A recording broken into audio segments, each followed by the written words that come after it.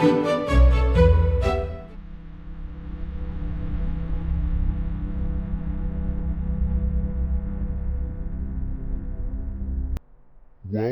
to the Moonlit Archive. Tonight's entry, The Curse of the Pharaohs. In 1923, a wealthy British aristocrat opened a door that had been sealed for 3,245 years. Within 6 weeks, he was dead. The doctors couldn't explain it. The newspapers had their own theory. His dog, 3,000 miles away in England, howled once and dropped dead at the exact same hour. The lights in Cairo went out, all of them, simultaneously, across the entire city at the moment he stopped breathing. And within a decade, more than 20 people connected to that open door would follow him into the ground, one by one, in ways that ranged from medically puzzling to genuinely inexplicable. A century later, we still don't have a complete explanation. We have partial ones. We have good guesses. We have science that accounts for some of the deaths and psychology that accounts for others and statistics that suggest the whole thing might be coincidence dressed up in a good story. But we do not have, and this is worth being honest about from the start, a single explanation that covers everything. Not one that satisfies. Not one that closes the file. Now, before we go any further, there are 2 things worth noting that we are going to come back to later. The first is a species of mold. Its name is Aspergillus niger, and it can survive for thousands of years in a sealed environment, dormant, patient, waiting in the dark for someone to open a door and take a breath. When that breath comes, the spores enter the lungs and begin to grow. The infection that results looks, on a chest X-ray, exactly like the pneumonia that killed Lord Carnarvon. We will come back to this mold tonight, because what scientists found growing in Tutankhamun's tomb changes the entire curse narrative, and not in the direction you might expect. The second thing is a man named Arthur Conan Doyle. You know him as the creator of Sherlock Holmes, the most rigorously logical fictional detective ever written, a character whose entire purpose is to replace superstition with evidence and panic with reason. What you may not know is that Conan Doyle, by 1923, had become a devoted spiritualist who believed in fairies, seances, ectoplasm, and communication with the dead. He believed the curse was real. He said so publicly, repeatedly, to any journalist who would listen.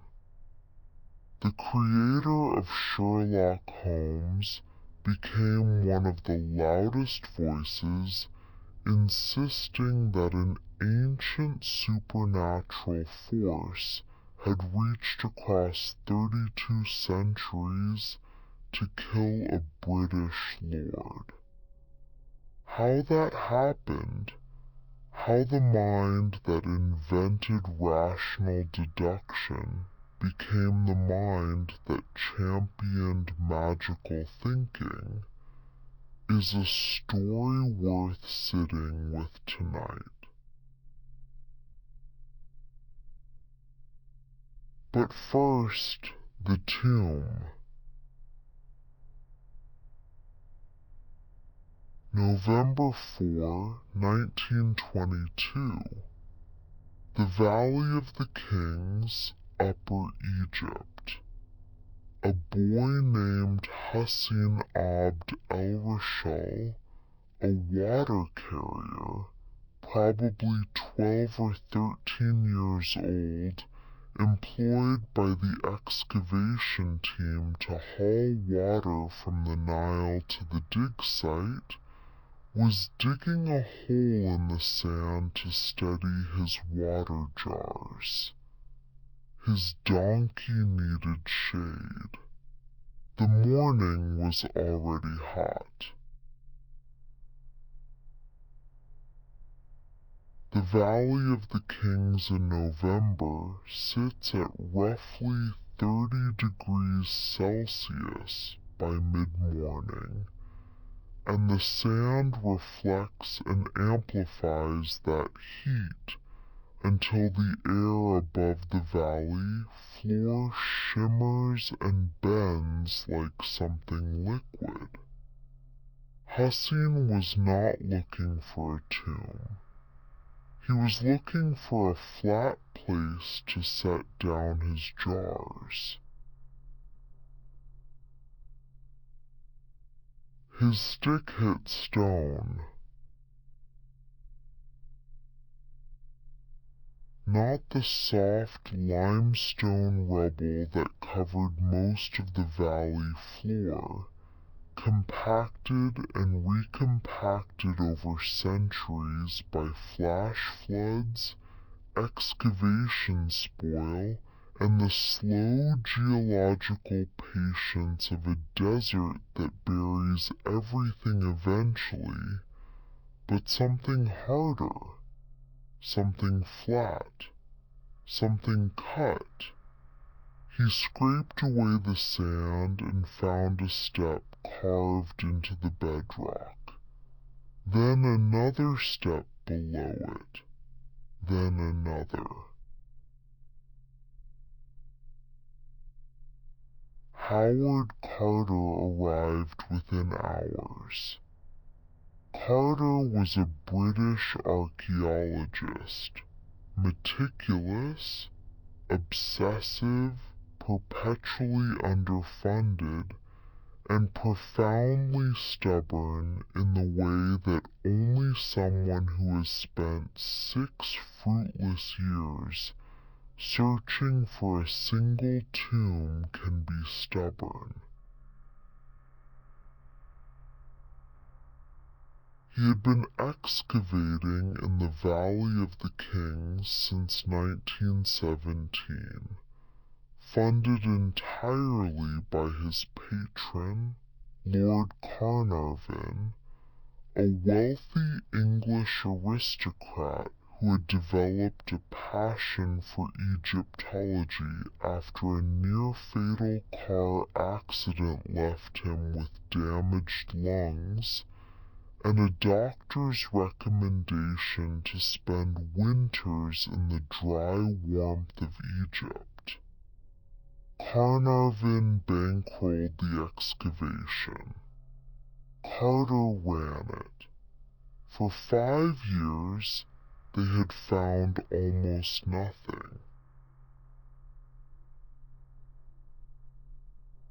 Carnarvon had told Carter in the summer of 1922 that the current season would be the last. The money was running out. The patience was running out. One more winter, one more try, and then they were done. They were 12 days into that final season when Hussein's stick hit stone. Carter's team cleared the steps. 16 of them cut into the bedrock, descending at a steep angle into the earth. At the bottom, a sealed doorway, plastered shut and stamped with oval impressions, cartouches, the royal seals of the Egyptian necropolis guards. Carter could see in the plaster the Jack-o'-lantern captive seal of the necropolis. The door had been sealed by the official guardians of the royal tombs. This was not a commoner's grave. This was not a storage chamber or a collapsed tunnel. This was a royal tomb, sealed by the authorities responsible for protecting the burials of pharaohs.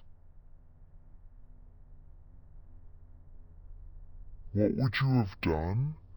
You have spent 6 years searching. You have used someone else's money. You are in the last season, the final chance, the last roll of the dice before the funding disappears and the dream dies.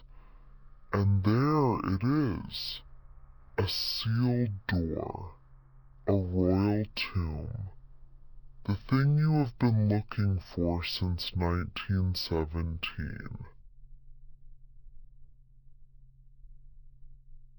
Carter did something that reveals his character more clearly than any biography. He stopped. He had the sealed door of a royal tomb in front of him, the discovery he had spent 6 years and a substantial portion of someone else's fortune pursuing, and he stopped digging. He ordered the staircase refilled with rubble. He posted guards, and he sent a telegram to Lord Carnarvon in England. The telegram read, "At last have made wonderful discovery in valley. A magnificent tomb with seals intact. Recovered same for your arrival. Congratulations." He waited 3 weeks. 3 weeks of knowing that behind that sealed door lay something that no human eyes had seen in over 3,000 years. And he waited because Carnarvon was his patron and his partner, and Carter believed that the man who had paid for the search deserved to be present for the discovery. 3 weeks of guarding a refilled staircase in the Egyptian heat, knowing what was underneath, telling no one, sleeping above it. Think about that. Think about what those 3 weeks must have felt like. The patience, the discipline, The almost physically painful restraint of standing above a sealed tomb and choosing not to open it. Carter was not a wealthy man. He was not a lord or a gentleman archaeologist dabbling in antiquity between social seasons. He was a working professional who had staked his entire career on this valley, and he waited. Carnarvon arrived on November 23, accompanied by his daughter, Lady Evelyn Herbert. The staircase was cleared again. The sealed door was exposed. Carter's team dismantled it carefully, preserving the seal impressions, and found behind it a descending corridor filled with rubble. The ancient Egyptians had packed the passage with limestone chips to deter robbers. 30 feet of packed rubble, cleared by hand, bucket by bucket. At the end of the corridor, a second sealed door. November 26, 1922. This is the date that matters. This is the date that changed Egyptology, changed Carter's life, changed Carnarvon's life, ended Carnarvon's life, if you believe the curse, and generated a narrative so powerful that it is still being retold, reinterpreted, and argued about a century later. Carter made a small hole in the upper left corner of the second sealed door. He held up a candle, not a flashlight, not an electric lamp, but a candle, because he needed to test whether the air behind the door was safe to breathe. And a candle flame that flickered and died would indicate dangerous gases, while a flame that burned steadily would indicate breathable air. The flame wavered in the hot air escaping from the chamber, air that had been sealed inside for 3,245 years, trapped since the day the necropolis guards had plastered the door, shut sometime around 1323 BCE, and then steadied. Carter widened the hole. He leaned forward. He held the candle through the opening and peered into the darkness beyond. Lord Carnarvon, standing behind him in the corridor, could not see past Carter's body. The silence stretched. Carnarvon asked the question that would become the most famous line in the history of archaeology. Can you see anything?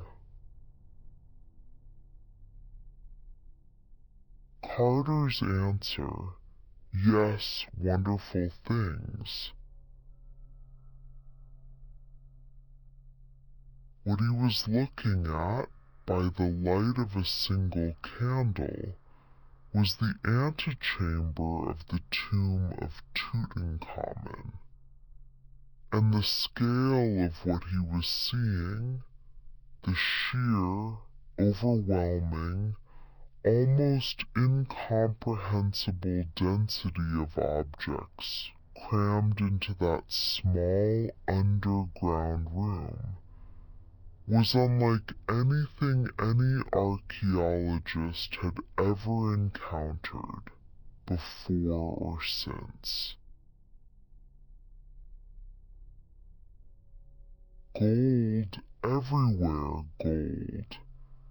3 gilt couches shaped like animals, a lion, a cow, a hybrid creature with the body of a hippopotamus and the jaws of a crocodile.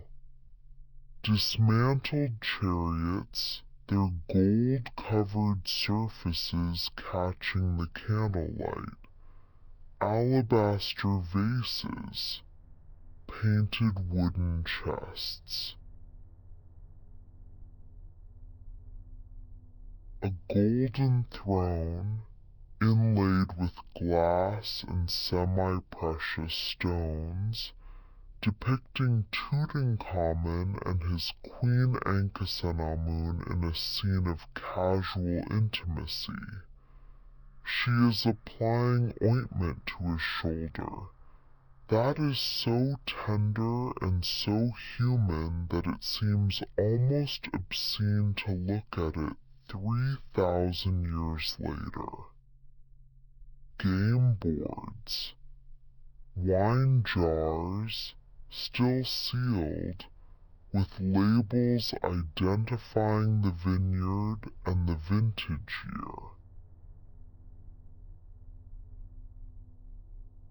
Bouquets of dried flowers, still recognizable after 32 centuries, their petals papery and fragile but their forms intact. Food offerings, furniture, walking sticks. A mannequin of the king, life-sized, painted in his likeness, wearing his jewelry.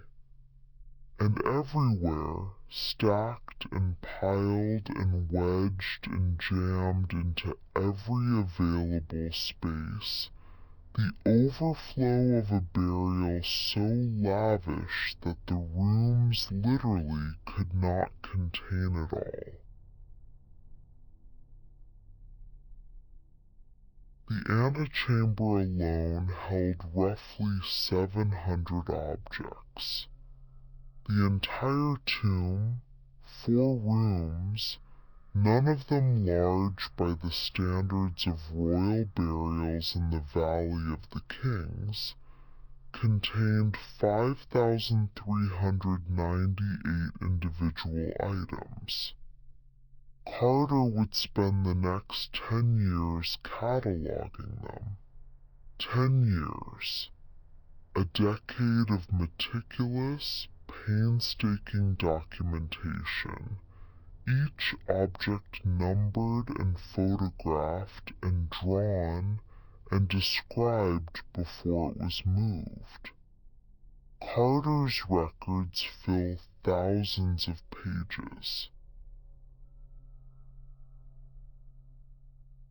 His photographs, taken by Harry Burton, the excavation's photographer, using glass plate negatives and natural light reflected into the tomb by mirrors, remain among the finest archaeological photographs ever produced.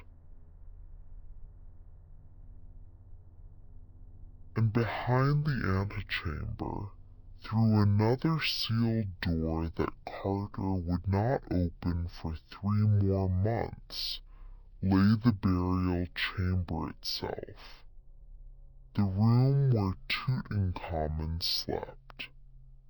4 golden shrines, nested one inside the other like Russian dolls, each larger than a modern car, assembled inside the room and too large to have been brought in through the doorway in one piece. They must have been assembled in place by workers who then sealed the door behind them as they left. Inside the outermost shrine, a second shrine. Inside that, a third. Inside that, a fourth. And inside the fourth shrine, a quartzite sarcophagus. And inside the sarcophagus, 3 coffins nested one inside the other, each more elaborate than the last. The outermost coffin, gilded wood inlaid with glass.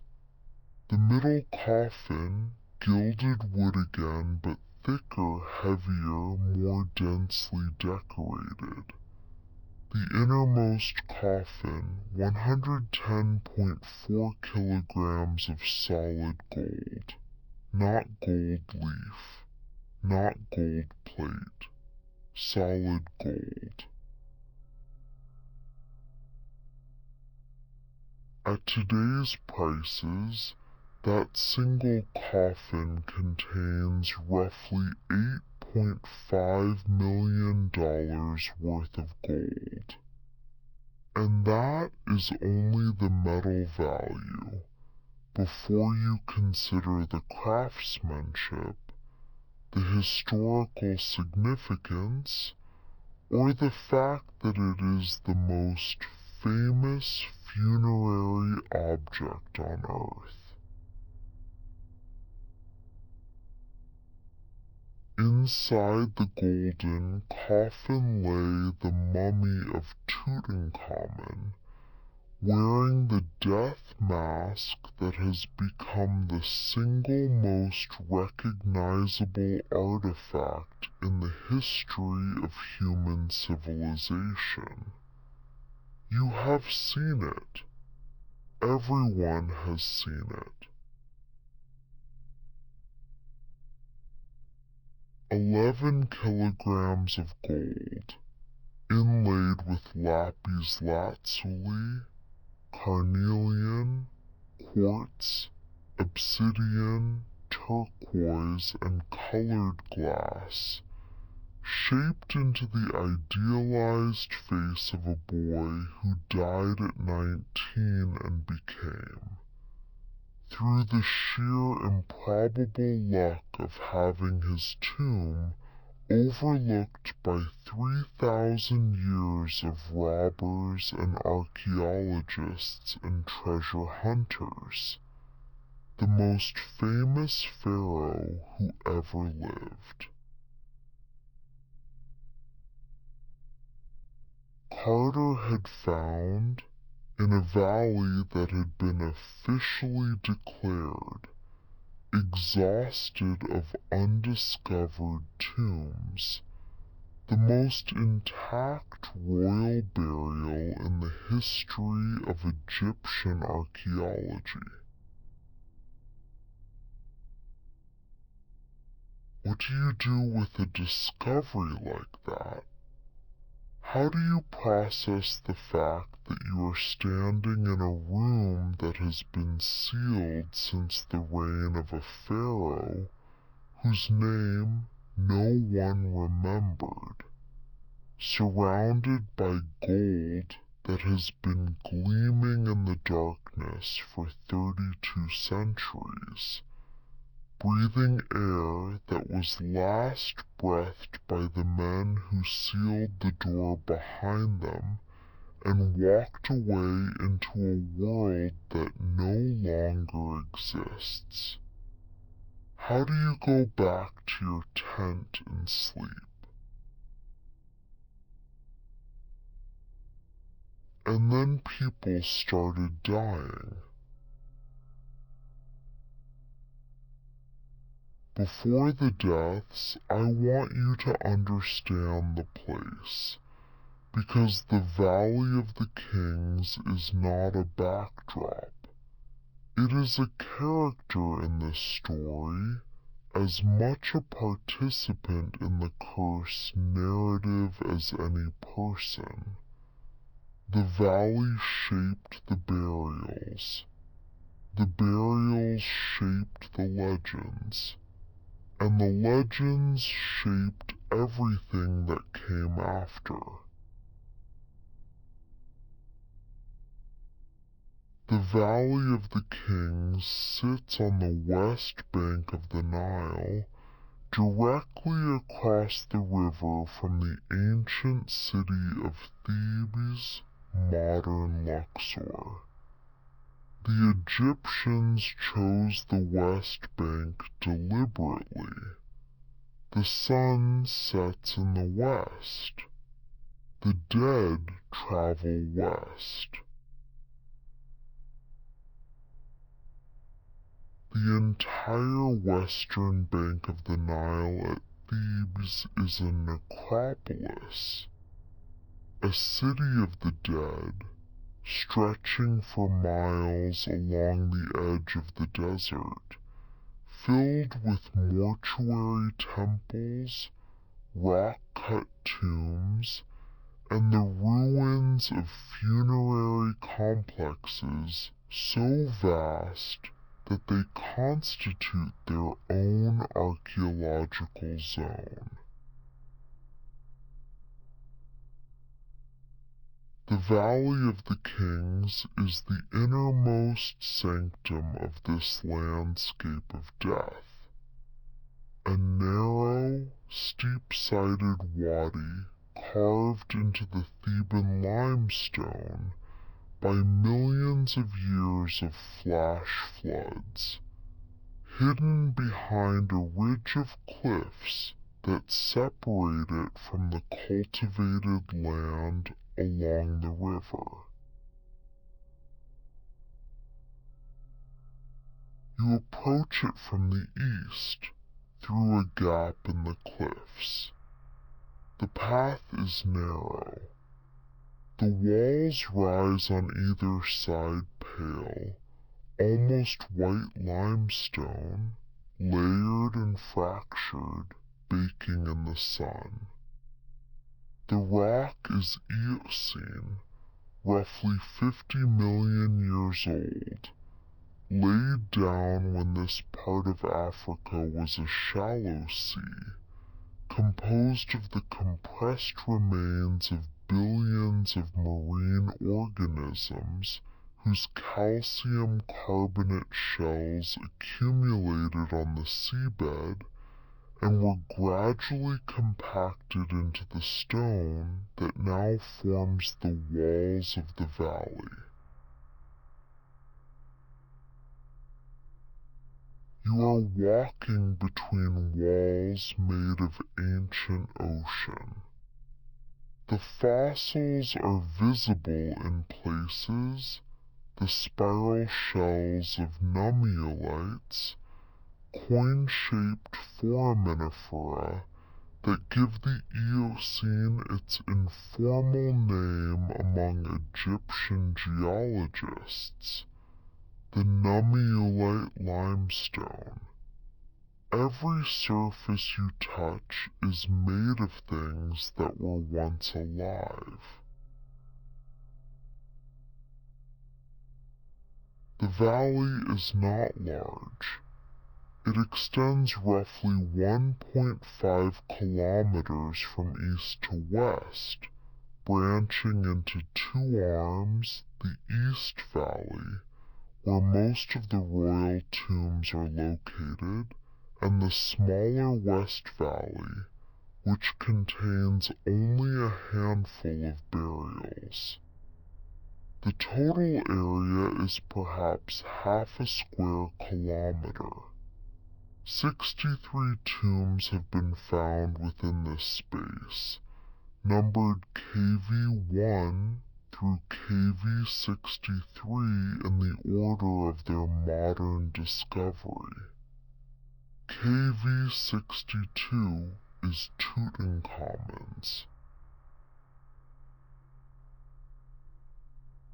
It is the smallest royal tomb in the valley, 4 rooms totaling approximately 80 square meters, a modest apartment, a pharaoh's eternal home, smaller than most modern studio flats.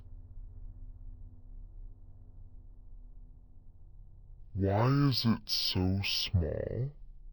Why would the burial of a pharaoh, a living god, the intermediary between heaven and earth, the most powerful person in the most powerful civilization of the ancient world, be squeezed into a space that a modern estate agent would describe as compact?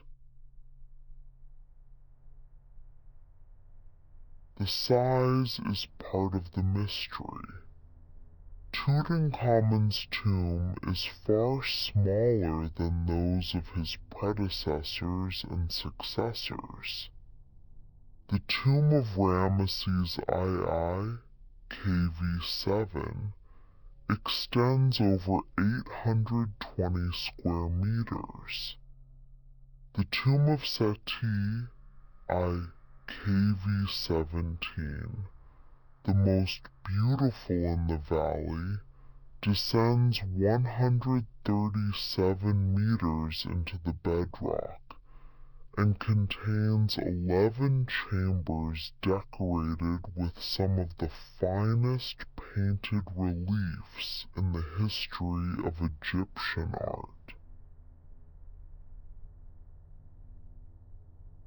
These are vast, elaborate, architecturally sophisticated spaces, carved and decorated over years or decades, designed to house the body and the burial goods and the spiritual infrastructure that the pharaoh would need for eternity.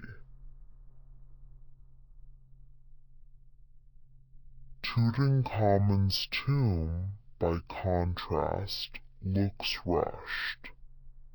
The paintings in the burial chamber, which depict the king's journey to the afterlife, his reception by the gods, and the ritual of the opening of the mouth ceremony that would restore his ability to eat, drink, speak, and breathe in the next world, are beautiful but hastily executed.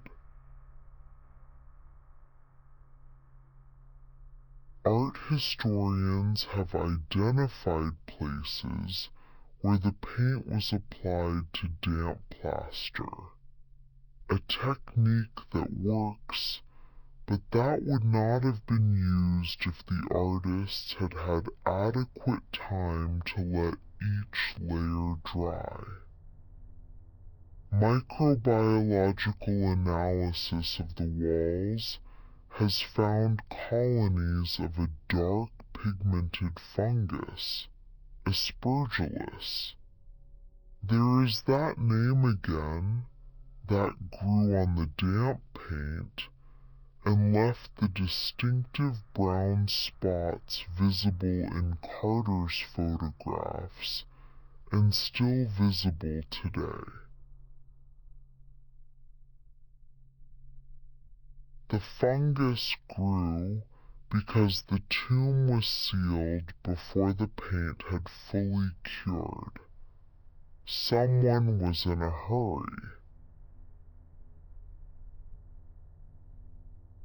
The most likely explanation is that Tutankhamun died unexpectedly. He was 19 years old. His death, whatever caused it, and we will come to that later, because the forensic evidence is genuinely fascinating, was not anticipated. No grand tomb had been prepared for him. The tomb he was buried in may have been originally intended for someone else, possibly his advisor Ai, who succeeded him as pharaoh, and who was eventually buried in the larger tomb in the West Valley that some scholars believe was originally meant for Tutankhamun. The boy king was buried in a hurry, in a borrowed tomb, with his goods crammed into rooms too small to hold them properly, and sealed behind doors that the necropolis guards plastered shut with an urgency that left the paint still tacky. I want you to imagine what it is like inside. Not the tourist experience, the roped-off walkways, the electric lights, the glass barriers, the 30-minute time limit enforced by guides who are managing a queue of hundreds, but the original experience. The experience of standing in a space that no one had entered for over 3,000 years. The air is the first thing. It is not the air of the surface. It is not the dry, hot, time-scented air of the Egyptian desert. It is still, absolutely, profoundly, unnervingly still. Air that has not moved since the reign of Horemheb, the pharaoh who ruled 2 generations after Tutankhamun. Air that has sat in these rooms undisturbed while the Roman Empire rose and fell, while Christianity spread across the Mediterranean, while the Prophet Mohammed lived and died, while the Crusades raged and ended, while the Renaissance flowered, while the Industrial Revolution transformed the world. Air that was old when Christ was born. Air that was already ancient when Cleopatra pressed her asp to her breast. 3,000 years of stillness, compressed into 4 small rooms carved from the living rock, sealed behind plaster and rubble and 30 feet of packed corridor, and 16 stone steps and several meters of sand. It has a smell. Carter described it. Burton's notes mention it. Visitors to other sealed tombs in the valley, tombs that were discovered before Tutankhamun's, with their seals less intact but still partially preserved, have described it consistently. It is a dry, faintly sweet, slightly acrid smell. Part resin, the preservative compounds used in mummification, the cedar oil and frankincense and myrrh and bitumen that were poured over the wrapped body and painted onto the coffins and shrines. Part organic decay, the slow, airless decomposition of linen, papyrus, leather, wood, dried flowers, food offerings, and the mummy itself over millennia.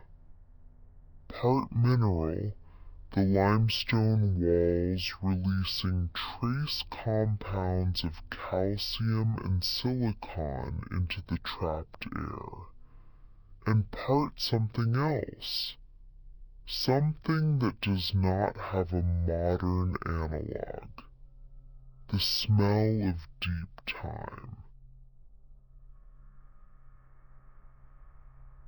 The smell of a space that has been closed so long that its atmosphere has become its own thing, a microenvironment with its own chemistry, its own microbiology, its own rules. The temperature is constant, roughly 25 degrees Celsius, year-round, day and night. The rock acts as a thermal buffer, absorbing the extreme heat of the desert day and releasing it slowly, maintaining a temperature that barely fluctuates. In a sealed tomb with no air circulation, no convection, no contact with the surface conditions, the temperature settles into a permanent equilibrium. It is warm, not hot warm, the warmth of a living body. The warmth of a room where someone has been sleeping. And the silence. What does 3,000 years of silence sound like? Can silence accumulate the way dust accumulates, growing deeper and heavier with each passing century? The silence is the part that people describe with the most difficulty. It is not the silence of a quiet room, or a library, or a rural night. Those silences have texture, the hum of electricity, the creak of a building, the distant sound of wind or water or traffic or wildlife. The silence inside a sealed tomb in the Valley of the Kings is the absence of all of those things. It is the silence of solid rock on every side, floor, walls, ceiling, with no air movement, no mechanical systems, no biological activity above the microbial level. It is, some visitors have said, the loudest silence they have ever experienced, because in the total absence of external sound, you become acutely aware of internal sound, your own breathing, your own heartbeat, the blood moving through the vessels near your ears, the faint high-pitched tone that your auditory nerve produces when it has nothing else to process. You hear yourself, and the tomb hears nothing. And then there are the paintings. Have you ever seen a color that is 3,000 years old? Not a faded, dusty, barely visible trace of what was once a color, but a color as bright and as saturated as the day it was applied. The paintings on the walls are vivid. That is the word that surprises people most. After 3,000 years in the dark, 3,000 years without sunlight, without air, without the ultraviolet radiation that bleaches pigment and the moisture fluctuations that crack and flake and peel painted surfaces, the colors are extraordinary. Egyptian blue, made from a synthetic copper-calcium silicate compound that the Egyptians invented and that modern chemists did not successfully reproduce until the 20th century. Yellow ochre, ground from iron oxide minerals found in the desert. Red ochre, deeper and warmer from hematite. Black from charcoal or manganese dioxide. White from gypsum or calcium carbonate. Green from malachite ground copper ore, the same mineral that gives the Statue of Liberty its color. These are mineral pigments bound with gum arabic or animal glue applied to a thin layer of plaster spread over the limestone walls. They do not fade in the dark. They do not decay in dry conditions. They sit on the walls, century after century, millennium after millennium, as bright as the day they were painted, waiting in the darkness for a light source that would not arrive for 3,245 years. And Carter held his candle through that hole in the sealed door, the first artificial light to enter that space since the necropolis guards walked out and sealed it behind them. What he saw was not the faded, dusty, crumbling ruin that most people imagine when they think of ancient tombs. What he saw was gold, and color, and objects arranged with such density, and such care that the room looked, his own word, like a storeroom. A crowded, gilded, impossibly rich storeroom, packed to the ceiling with the possessions of a dead king, gleaming in the candlelight as though they had been placed there yesterday. Wonderful things.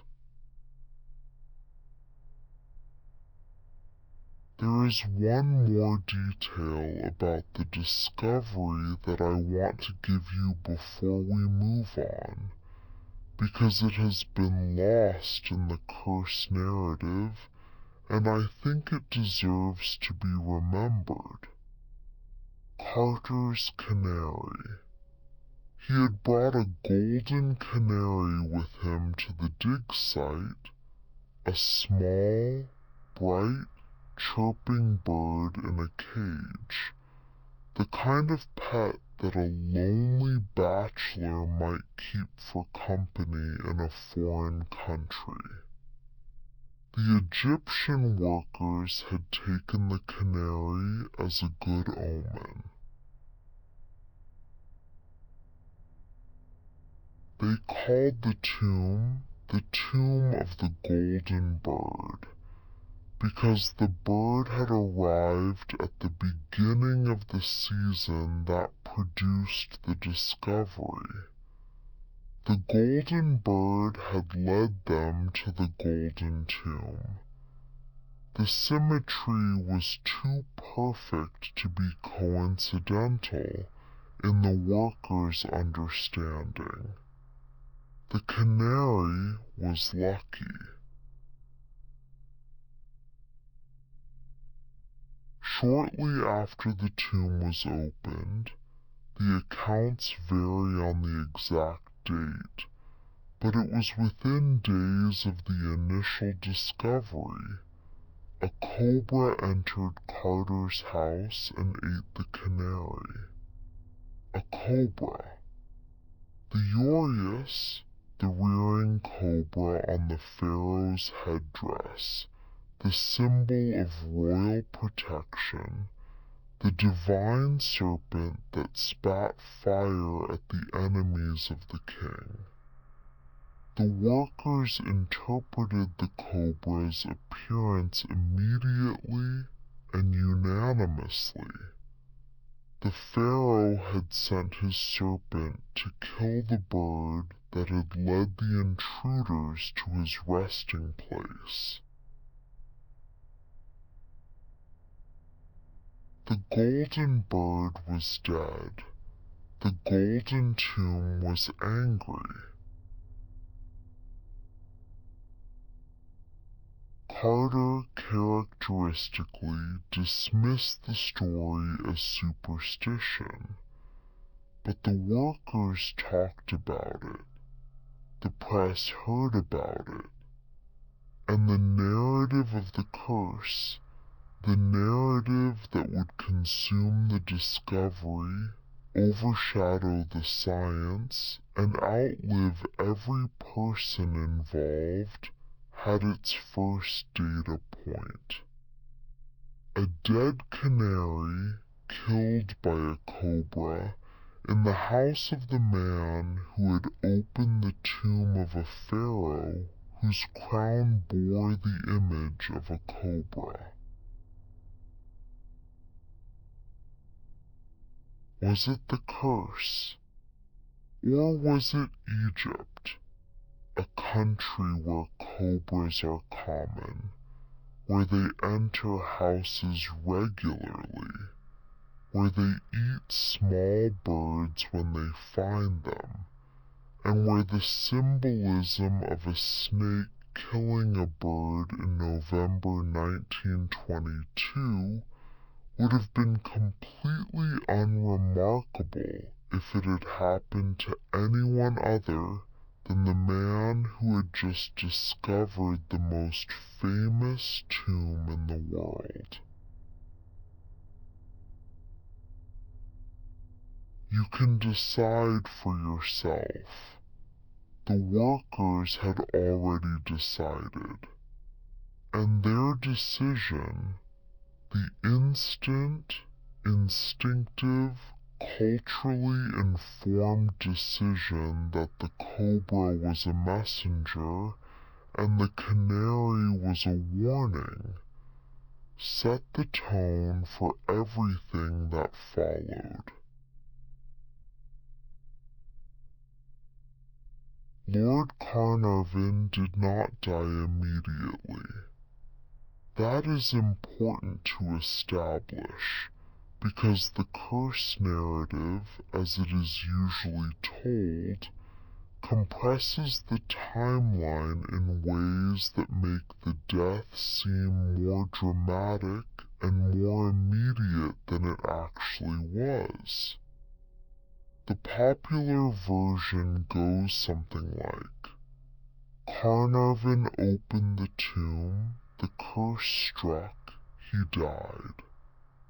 The reality is more complicated, more drawn out, and I think more disturbing for being so. George Edward Stanhope Molyneux Herbert, 5th Earl of Carnarvon, was 56 years old in November 1922.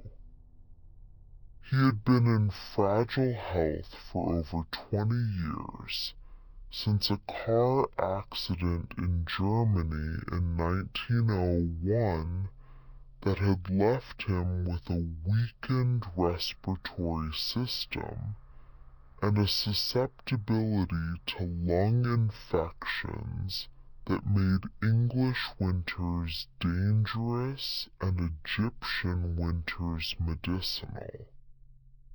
He was not a robust man. He was thin, aristocratic, charming, enthusiastic about horse racing and amateur photography, genuinely passionate about Egyptian antiquities. And this is the detail that the curse narrative tends to obscure already ill. His lungs were compromised. His immune system was weakened.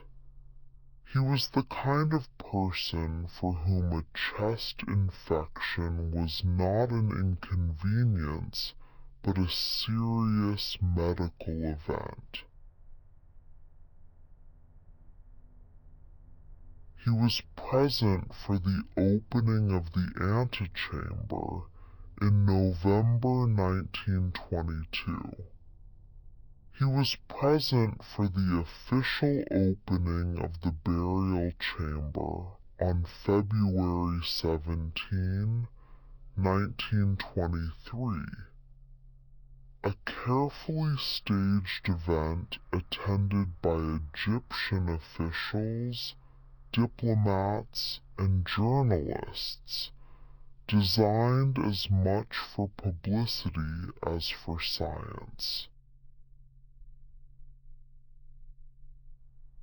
He spent weeks in and around the tomb during the winter of 1920-1923, breathing the air, touching the objects, moving through the narrow corridors and cramped rooms where 3 millennia of accumulated dust and microbial life hung in the atmosphere like a veil.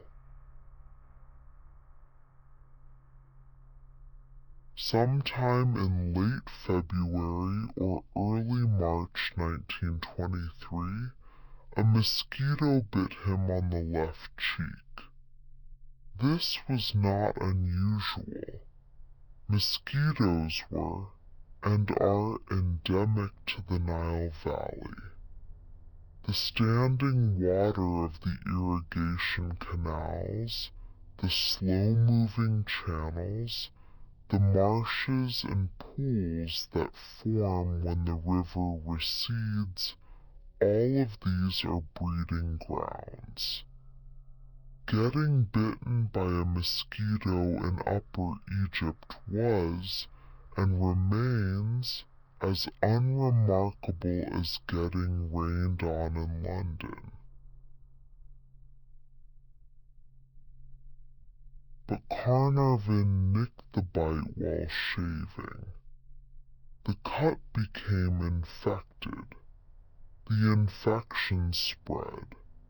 Within days he had developed erysipelas, a bacterial skin infection, usually caused by Group A streptococcus, characterized by a raised, hot, sharply demarcated rash that spreads rapidly across the skin.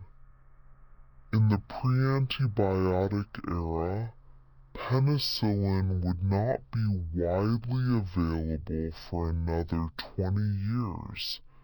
Erysipelas was a serious condition. It could resolve on its own, or it could progress to septicemia, blood poisoning, organ failure, and death. In Carnarvon's case, it progressed. The infection weakened his already compromised immune system. Pneumonia set in. His condition deteriorated rapidly.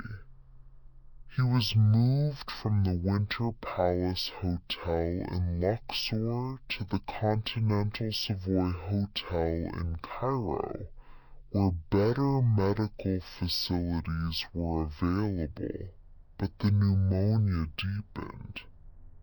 His fever climbed. His breathing became labored, then shallow, then intermittent. He died on April 5, 1923, at 1:55 in the morning. He had survived the opening of the tomb by approximately 4.5 months. And then the stories began. The first story, The Lights. At the moment of Carnarvon's death, precisely at 1:55 a.m., all the electric lights in Cairo went out. The entire city plunged into darkness simultaneously at the exact moment the man who had opened Tutankhamun's tomb stopped breathing.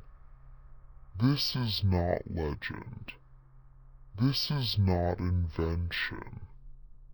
The Cairo Power Company confirmed, in response to press inquiries, that a citywide power failure did occur in the early hours of April 5, 1923. They could not explain the cause. A power failure in 1920s Cairo was not, in itself, extraordinary. The city's electrical infrastructure was unreliable, and blackouts were relatively common.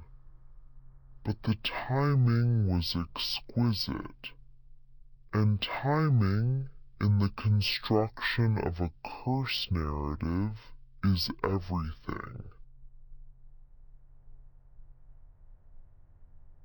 The second story, The Dog.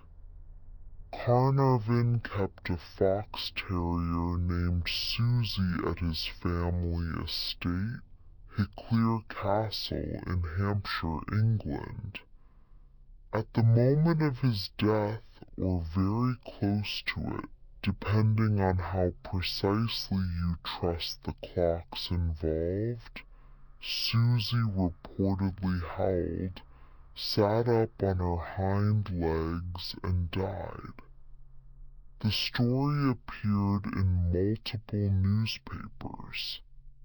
Carnarvon's son, the sixth Earl, confirmed it in later interviews.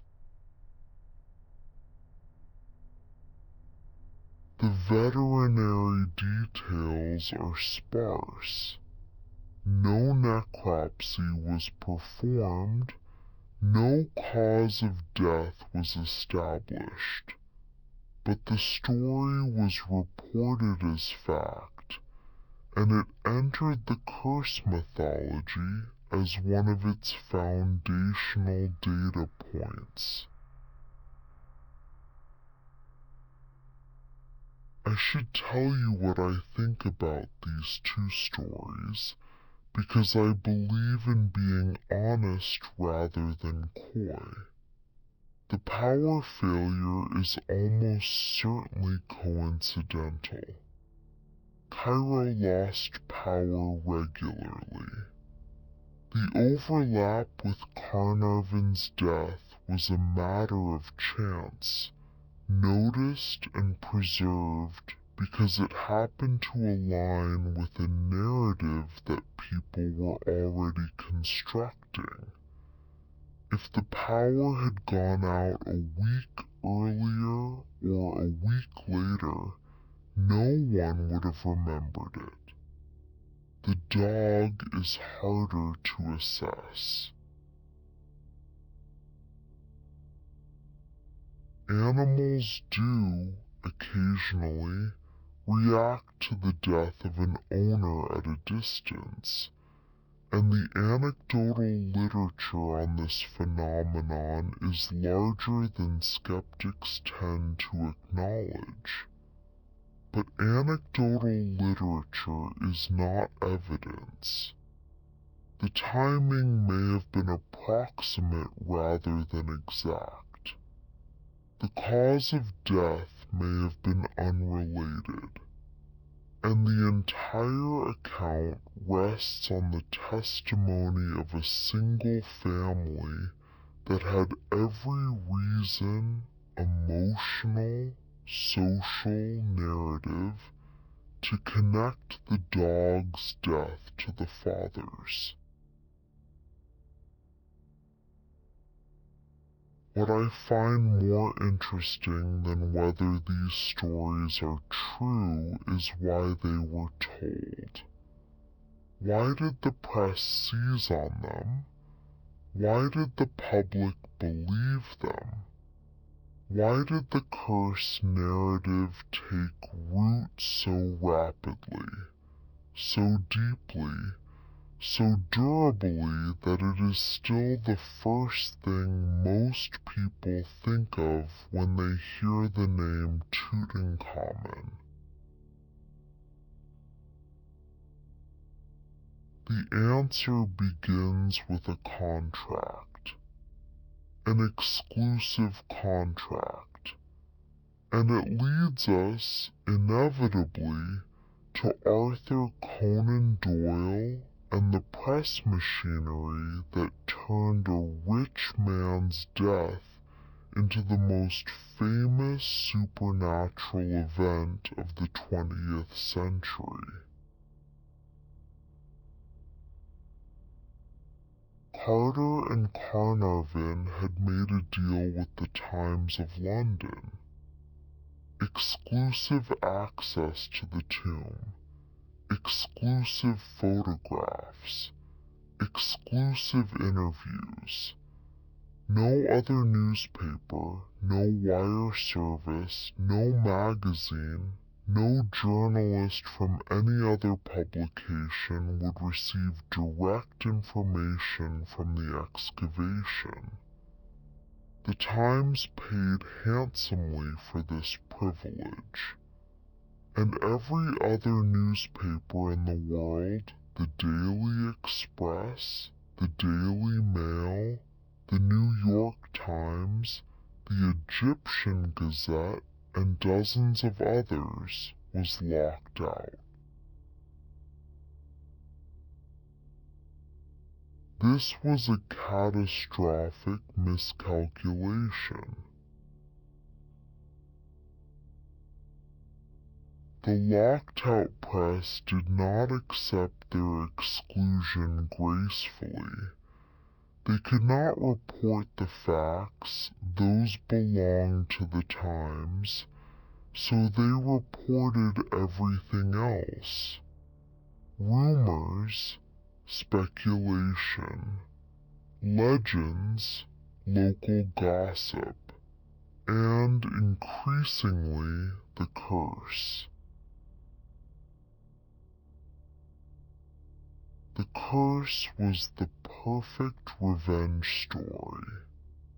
It was dramatic, it was marketable, it sold papers, and crucially, it did not require access to the tomb or cooperation from Carter.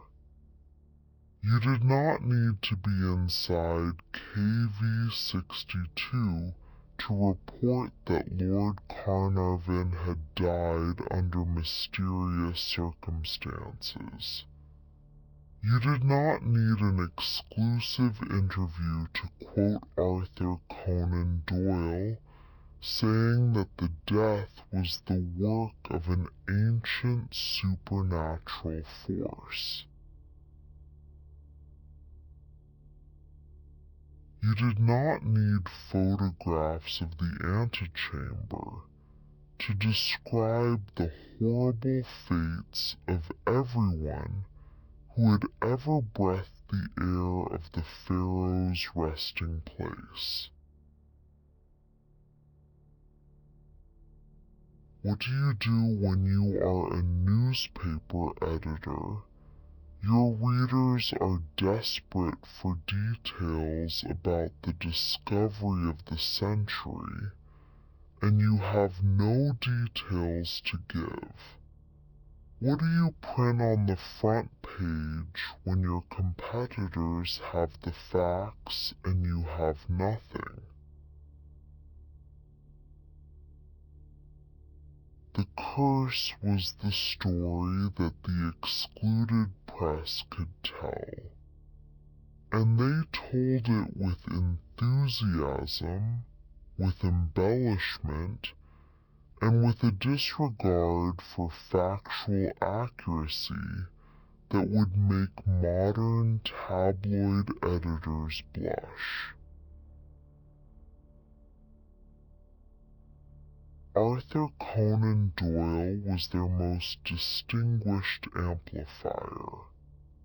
By 1923, the creator of Sherlock Holmes had spent over a decade as one of the most prominent spiritualists in the English-speaking world. He had lost his son Kingsley to pneumonia in 1918, one of the millions killed by the Spanish flu pandemic, and his brother Innes to the same disease the following year. The grief had broken something in him, or opened something, depending on your perspective.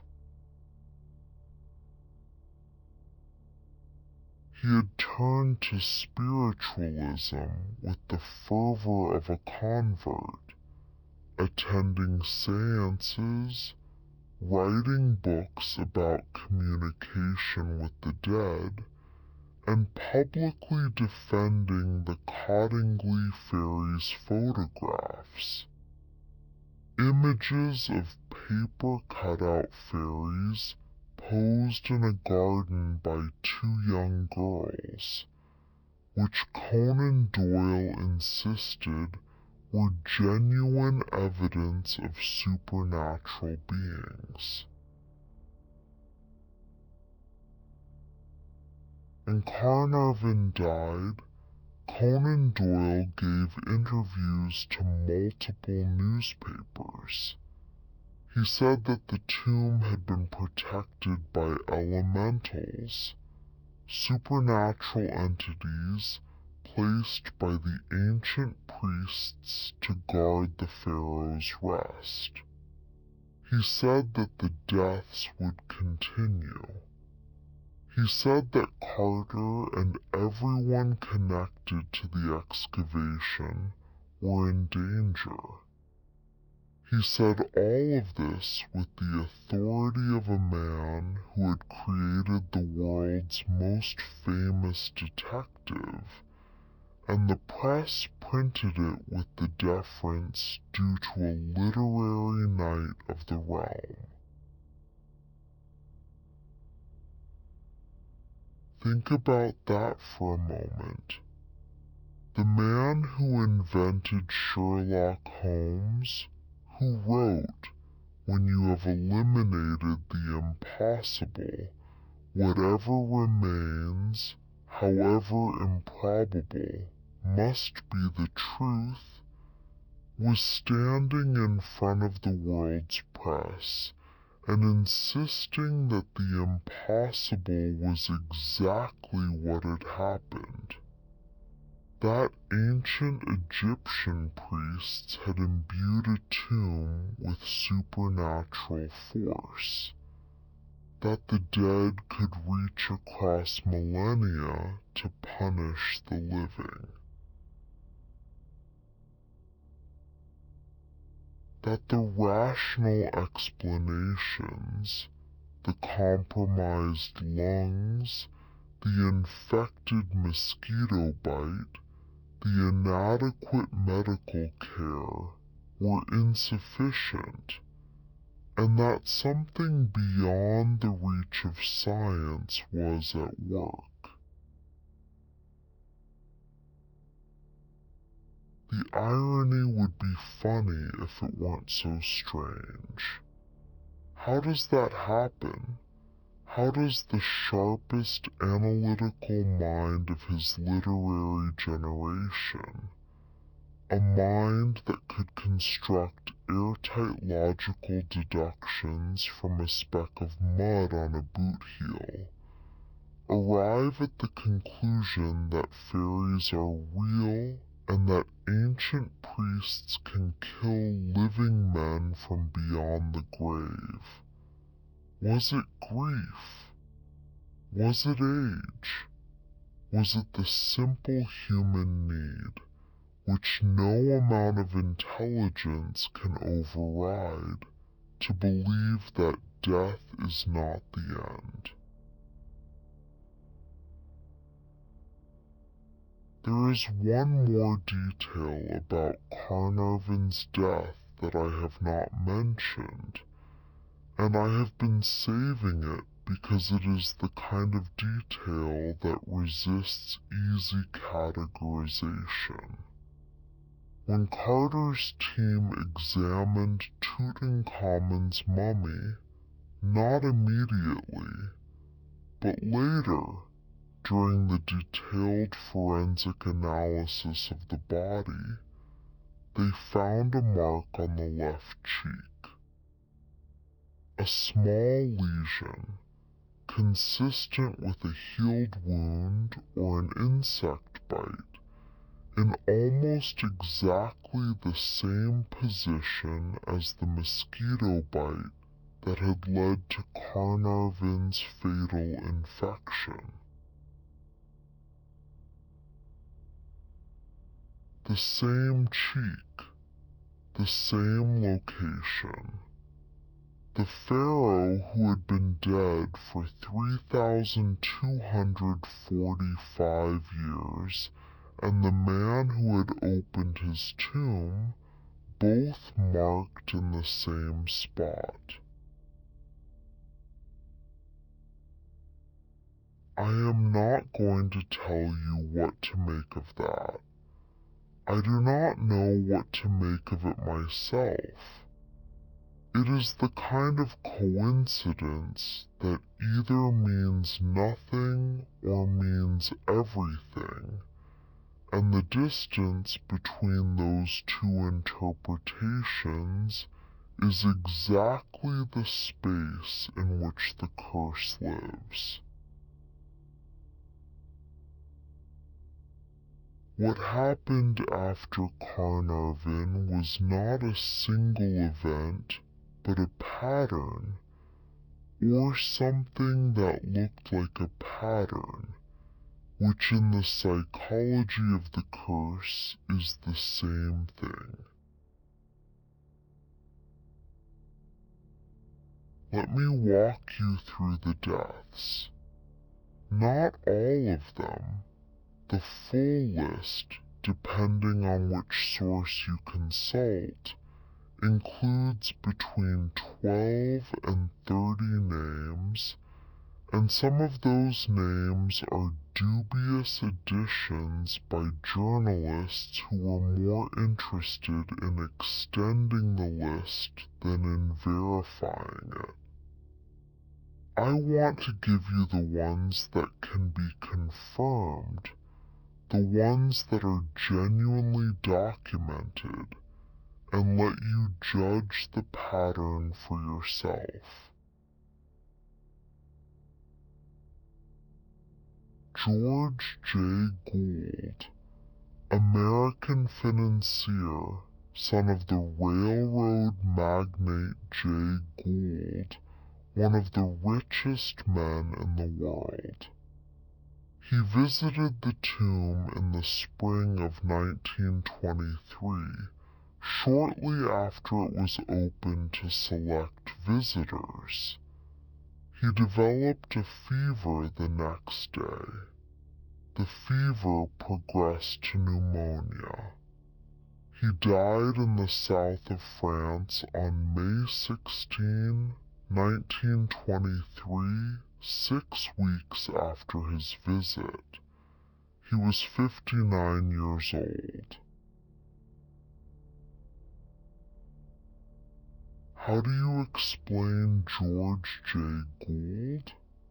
A man in his late 50s, wealthy enough to afford the best medical care in the world, visiting a famous archaeological site as a tourist, and dead of pneumonia within 6 weeks. Is that the curse? Is it aspergillus? Is it the kind of thing that happens to 59-year-olds in 1923 and that we only remember because of the context? Prince Ali Kamel Fahmy Bey, Egyptian prince, died July 10, 1923. Shot by his wife Marie Marguerite Fahmy in the Savoy Hotel in London. This death is included on some curse lists, which tells you more about the list makers than about the curse. Prince Ali had visited the tomb. He was also in a violent and abusive marriage. His death was a murder committed by a specific person with a specific motive in a specific hotel in front of witnesses.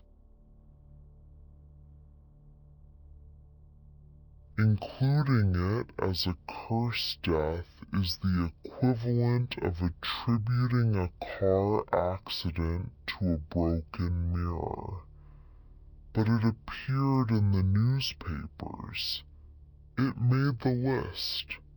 The list grew. Colonel Aubrey Herbert, Carnarvon's half-brother. He did not visit the tomb, but he was present at the funeral and closely connected to the family. He died on September 26, 1923, of blood poisoning following dental surgery. He was 43. The cause of death was mundane, a surgical complication, the kind of thing that killed people routinely in the pre-antibiotic era. But he was Carnarvon's brother. That was enough.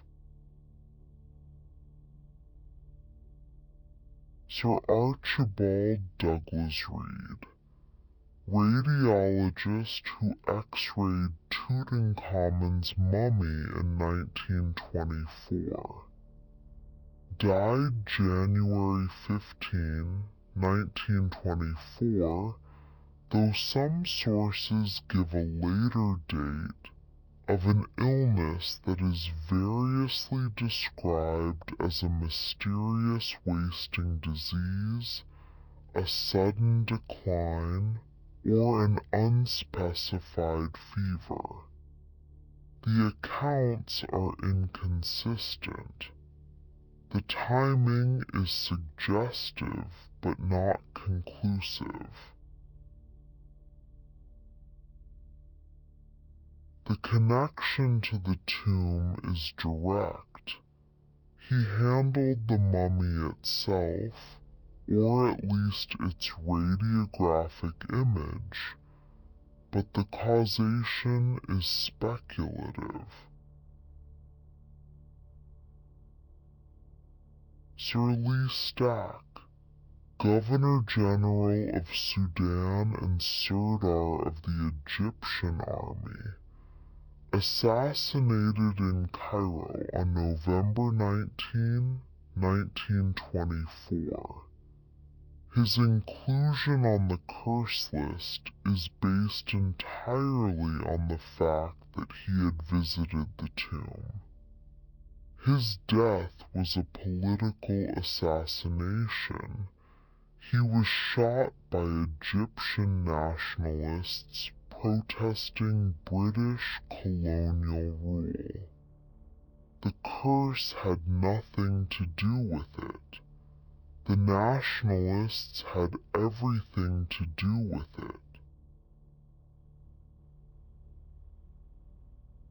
But the list needed names, and a prominent death in Egypt was too useful to omit. E.C. Mace, Arthur Crittenden Mace, assistant to Howard Carter, one of the first people to enter the tomb. He fell ill during the 1924 excavation season and never fully recovered.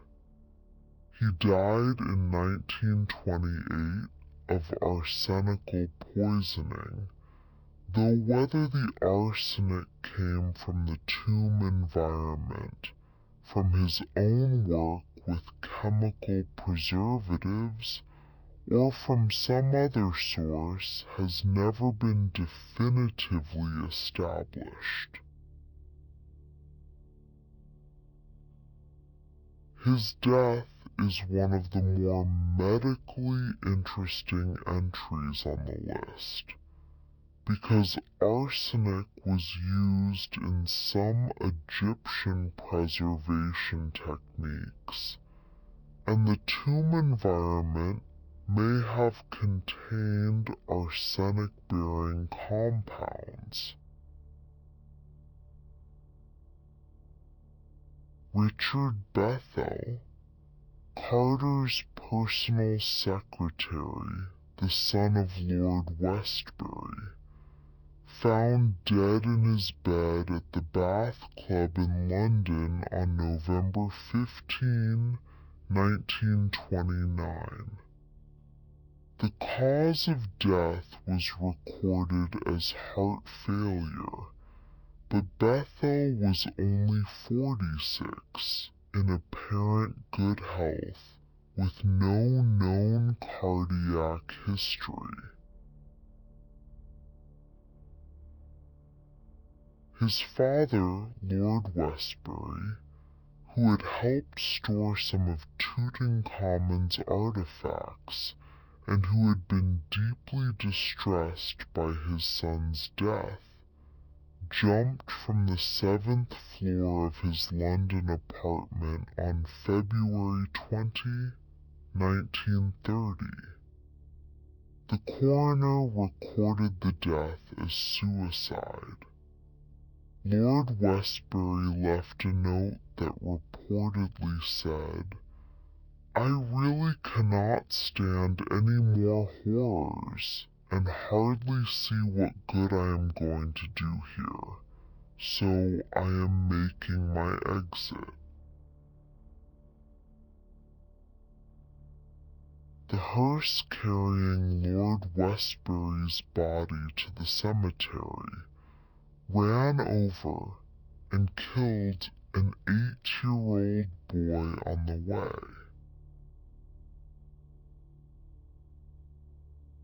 I almost didn't include this next part. The rest of tonight's story is, I think, rich and strange and worth lying in the dark thinking about. But this detail crosses a line from eerie into something that feels almost hostile, and if you are drifting towards sleep, I want you to know that it is a single detail, and then we will move on. That last detail, the hearse, the boy, has the quality of fiction. It has the structure of a horror story, where the curse propagates outward from its source like ripples in a pond, touching not just the people directly connected to the tomb, but anyone who comes into contact with anyone who is connected. The boy on the street had never heard of Tutankhamun. He had no connection to the tomb, to Carter, to Carnarvon, to any of it. And he was killed by a vehicle carrying the body of a man who had killed himself because his son had died and his son had worked for the man who opened the tomb. Now, here is where I need to be honest with you, because the honest version of this story is more interesting than the embellished one. Herbert E. Winlock was the director of the Metropolitan Museum of Art's Egyptian expedition, one of the most senior Egyptologists of his generation, and a man with a deeply skeptical temperament. In 1934, 11 years after Carnarvon's death, Winlock conducted a study of the people who had been present at the opening of the tomb and the opening of the sarcophagus. His findings were never formally published, but they were reported in the New York Times and have been cited by scholars ever since. Of the 26 people present at the official opening of the tomb in November 1922, 6 had died by 1934. 6 out of 26. A mortality rate of 23% over 12 years. For a group of people whose average age was in the late 50s, wealthy, well-traveled men and women with access to the best medical care of their era, but also living in a time before antibiotics, before effective cancer treatment, before many of the medical interventions we take for granted. This was not unusual. It was, in fact, approximately the mortality rate you would expect for any group of 50 to 60-year-olds over a 12-year period. Of the 22 people present at the opening of the sarcophagus in February 1924, 2 had died by 1934. 2 out of 22. Less than 10%. This was the event that should have been the most dangerous, the innermost violation, the moment when the pharaoh's body was most directly disturbed. And the people who were present died at a rate lower than the national average. Howard Carter himself, the man who discovered the tomb, who made the hole in the sealed door, who was the first person to breathe the air that had been sealed inside for 32 centuries, who spent 10 years working in and around the mummy and the burial goods and the dust and the spores and whatever else was in that tomb, lived until March 2, 1939. He died at the age of 64 of Hodgkin's disease, a form of lymphoma. His death was 16 years after the discovery and had no obvious connection to the tomb.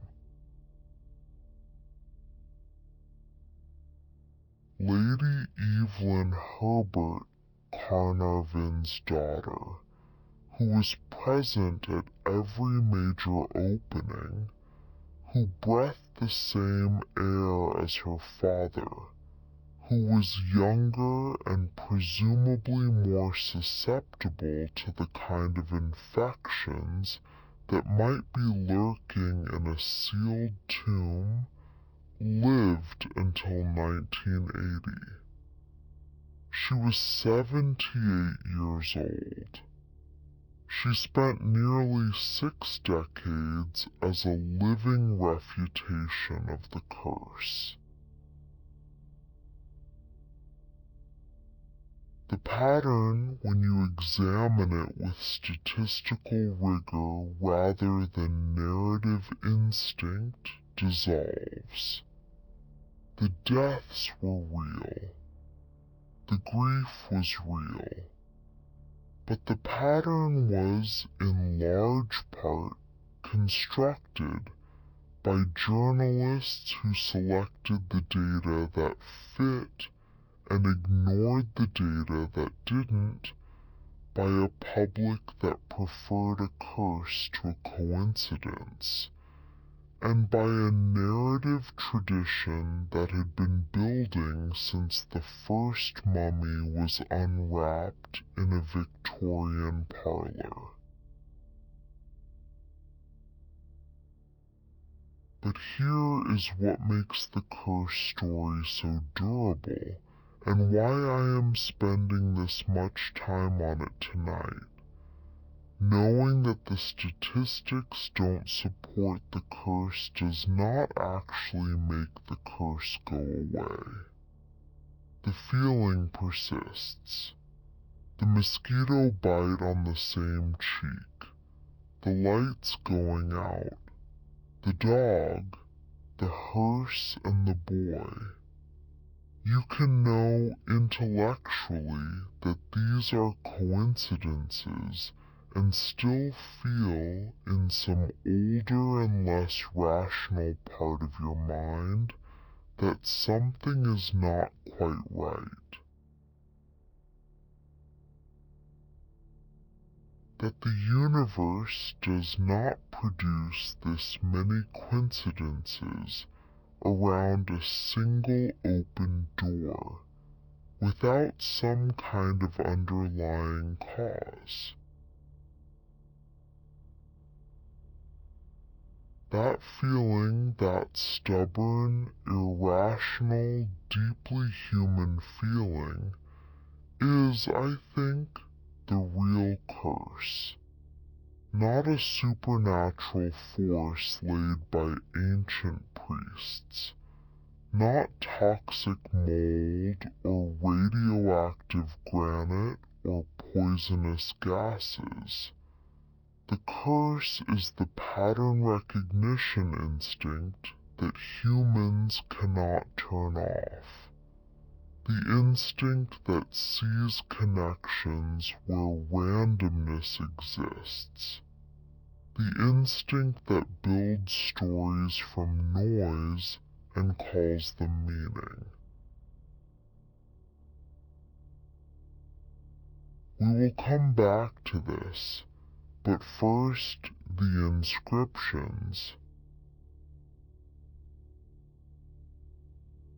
Here is the twist that the newspaper stories never mentioned, or mentioned only in passing, or buried so deep in the article that readers never reached it.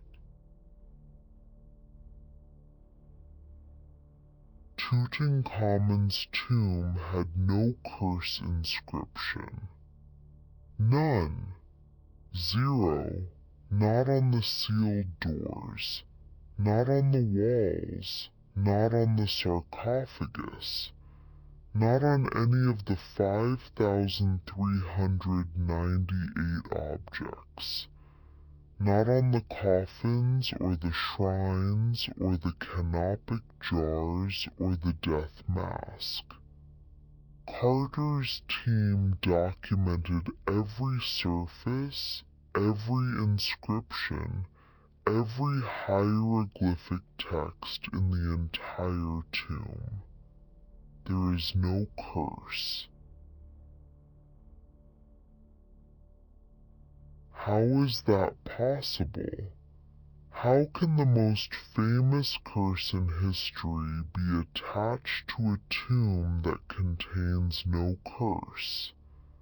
How did an entire cultural mythology, books, films, documentaries, a century of popular belief, grow from an inscription that was never inscribed?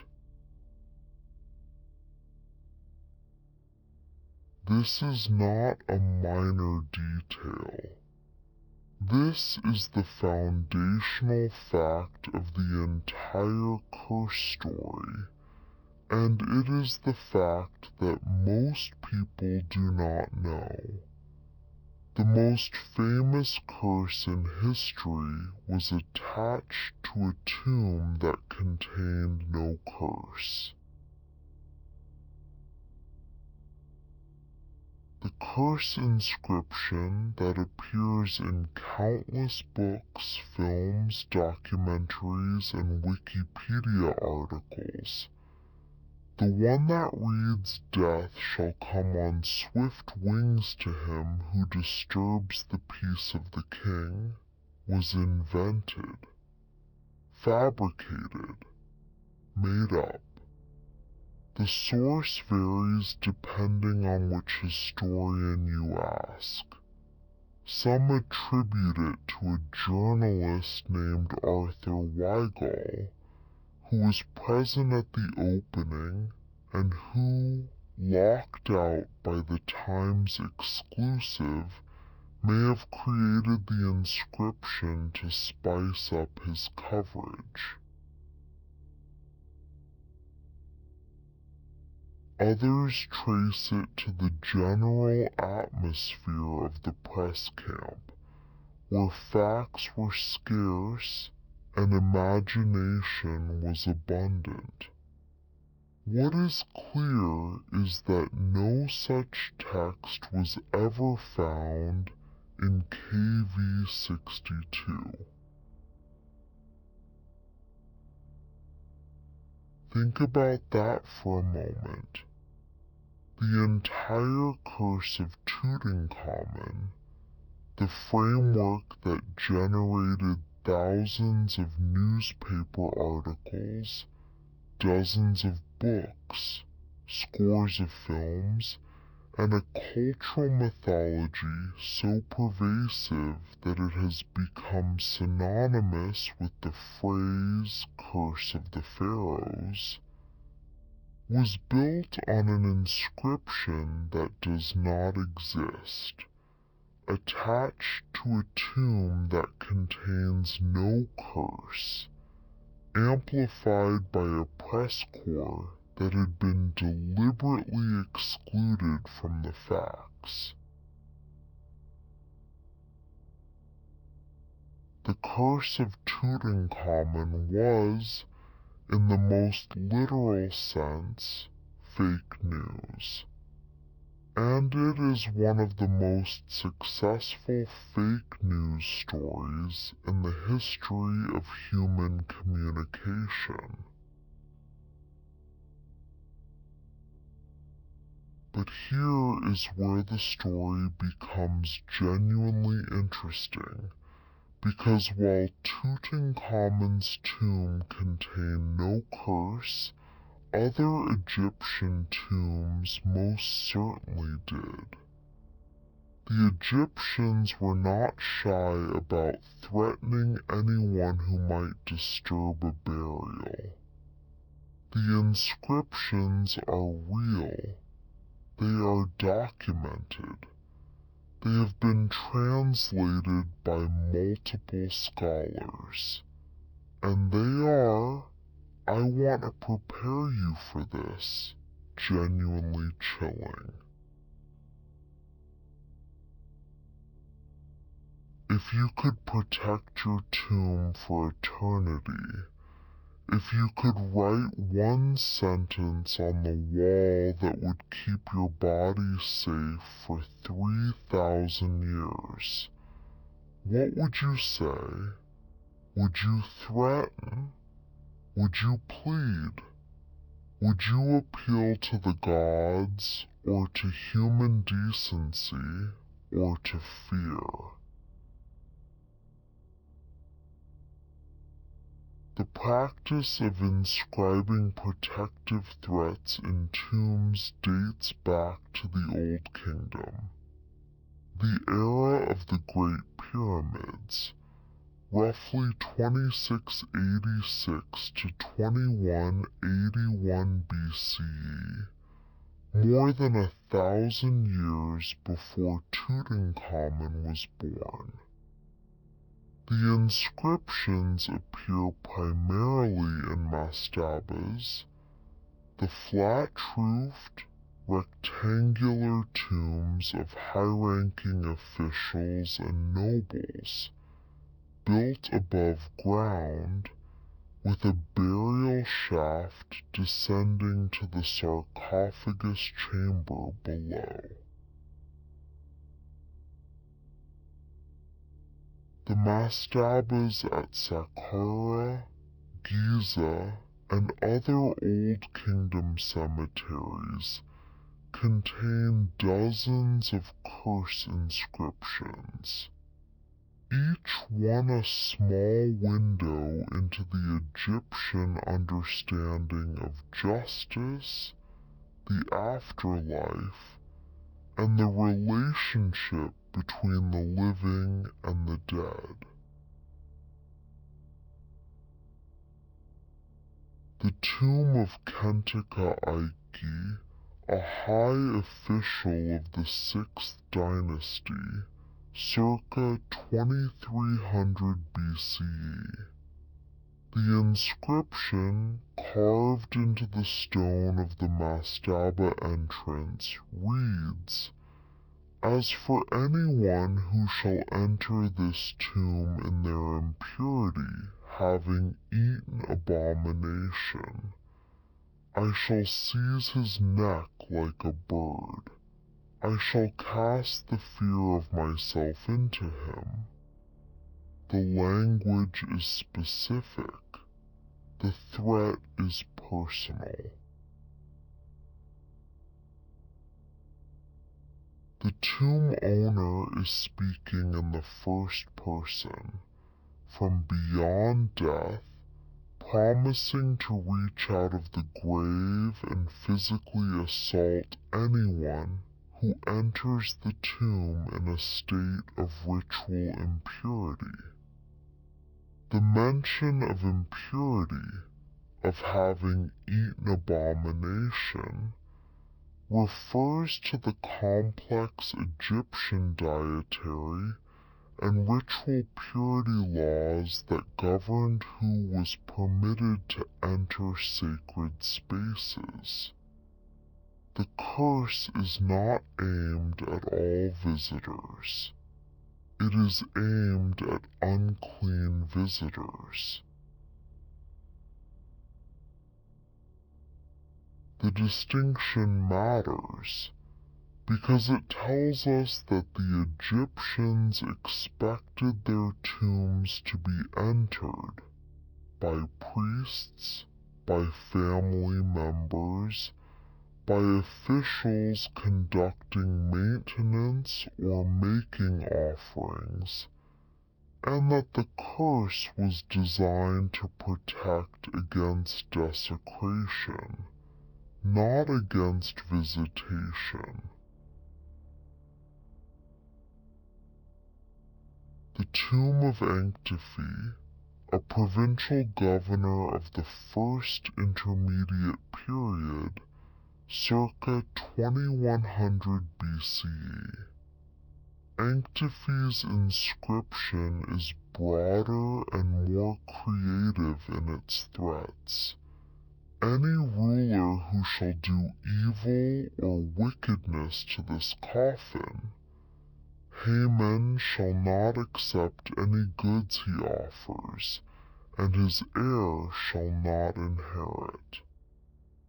Haman was a local falcon god worshipped in Antifi's province. The curse operates not through physical violence, but through divine rejection.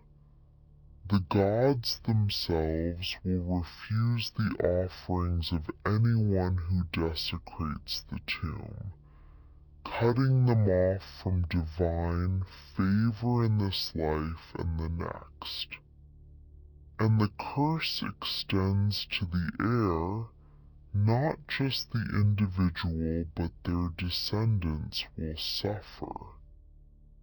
The sins of the father, visited upon the children, enforced by a falcon god in a province of Upper Egypt 4,000 years ago.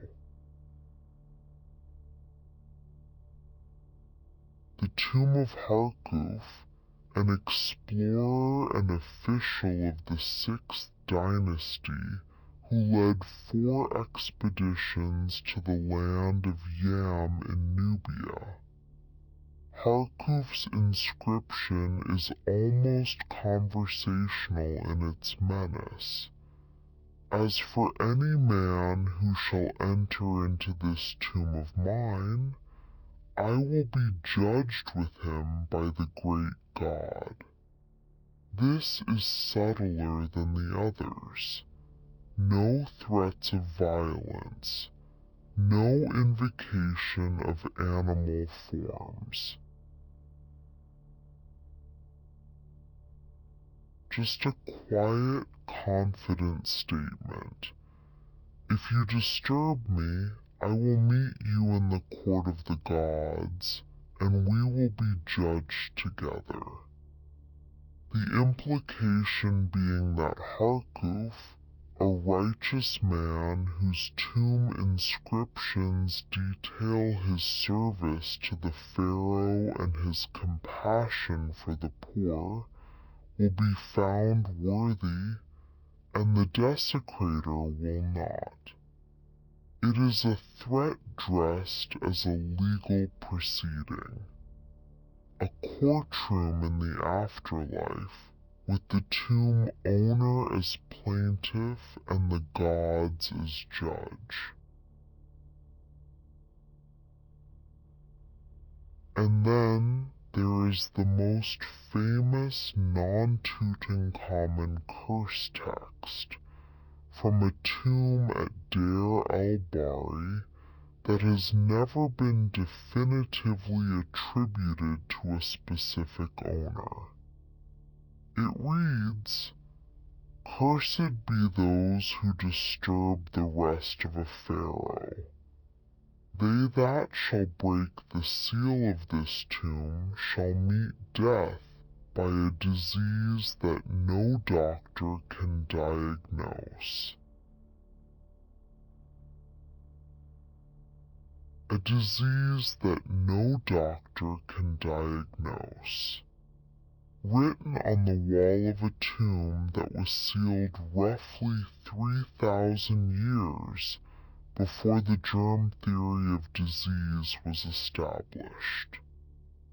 3,000 years before humanity understood that invisible organisms, bacteria, viruses, fungi, could enter the body and kill it.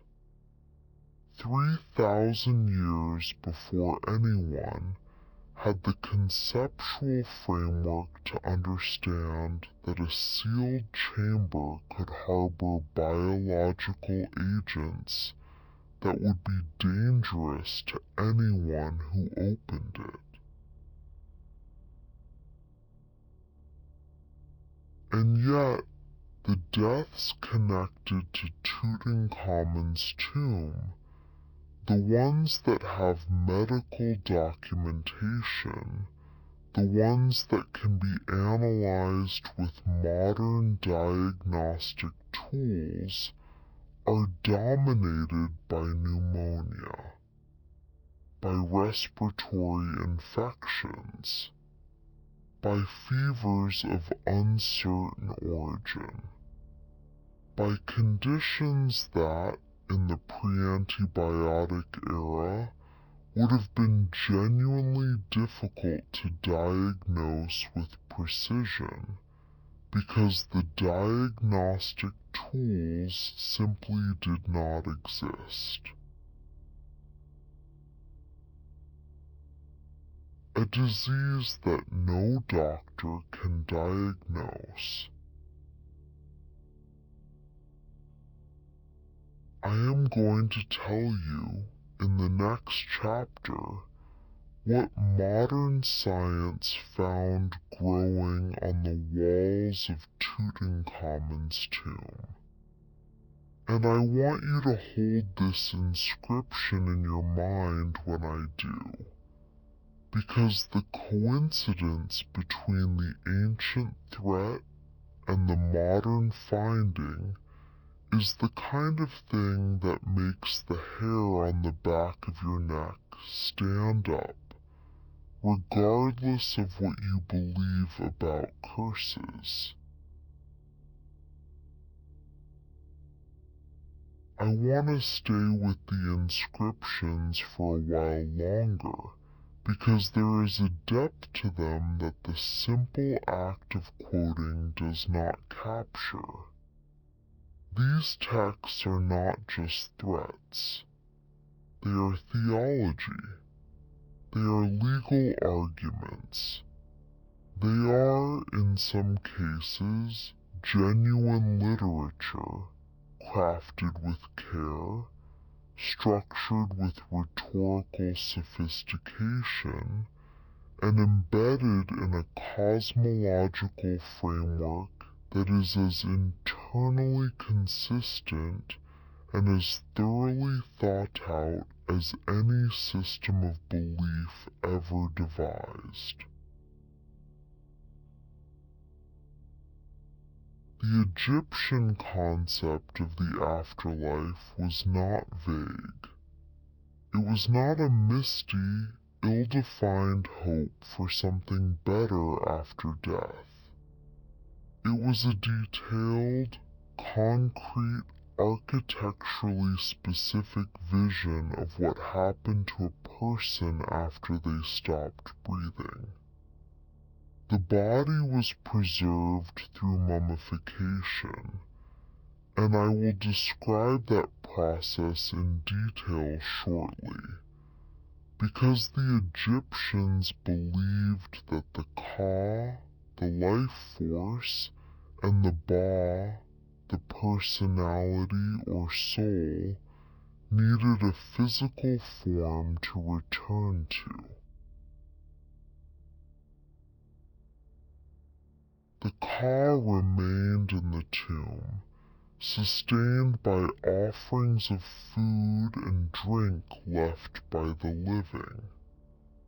The Ba traveled between the tomb and the afterlife, a winged spirit that could move between the world of the living and the world of the dead. The Ak, the transfigured spirit, was the fully realized form of the deceased in the afterlife, the person they became after successfully navigating the judgment of the gods. The judgment was the critical threshold. In the Hall of Two Truths, the Mahdi, depicted in the Book of the Dead and painted on tomb walls across Egypt for over 1,000 years.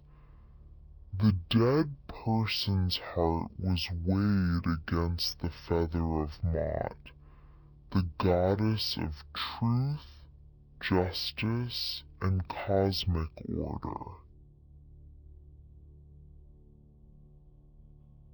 If the heart was lighter than the feather, if the person had lived a life of truth, justice, and righteousness, they passed into the field of reeds, the Egyptian paradise, a perfect, eternal version of the Nile Valley where the harvests never failed and the sun always shone.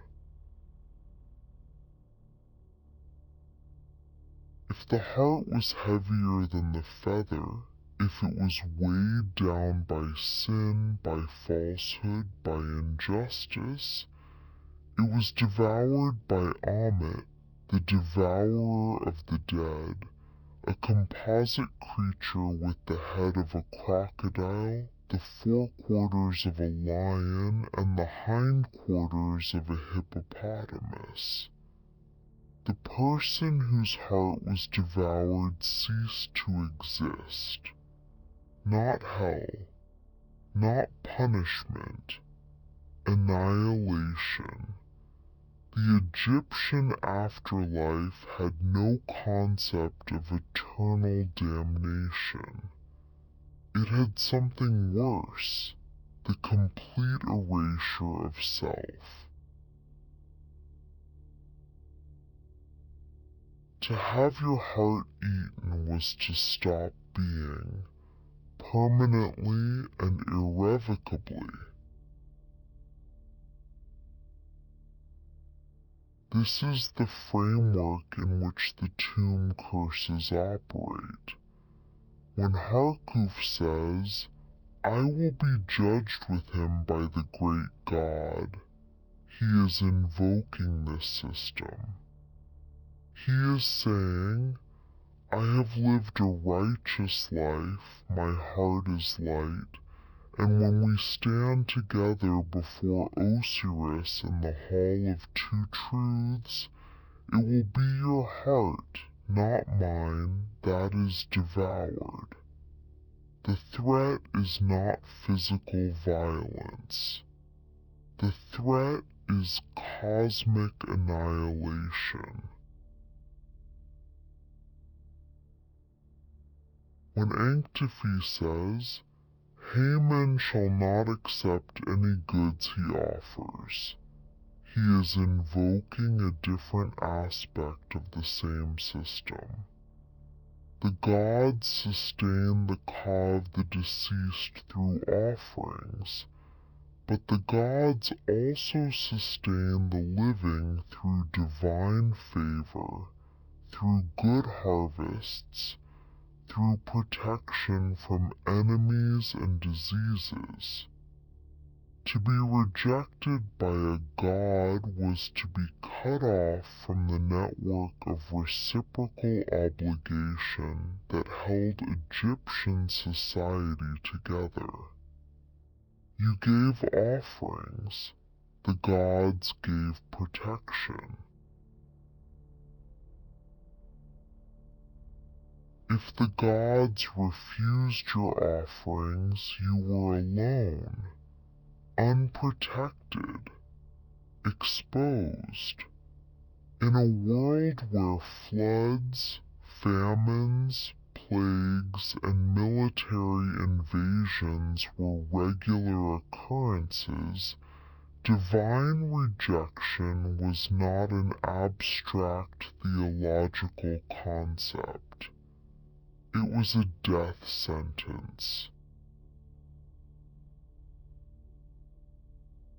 And the curses that invoke animal forms, I shall seize his neck like a bird, are drawing on a different tradition entirely.